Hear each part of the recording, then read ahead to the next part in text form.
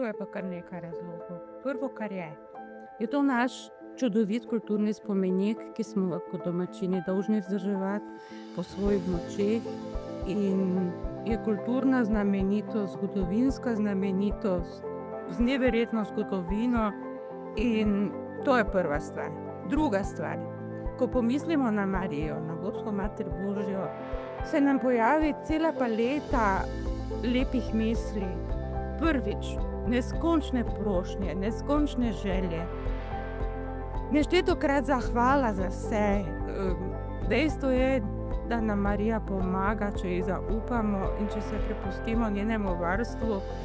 In poleg tega neskončne prošnje za naprej, tudi za otroke, za naše potomce, za zdravje, za karkoli.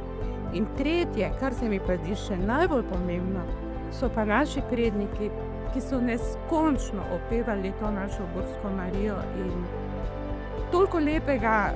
toliko lepih besed na račun naše gorske cerkve in farne cerkve sem slišala od mojih starih staršev in staršev in tudi sosedov starejše generacije, tako da sploh ne pomišljamo to, da ne bi delovala.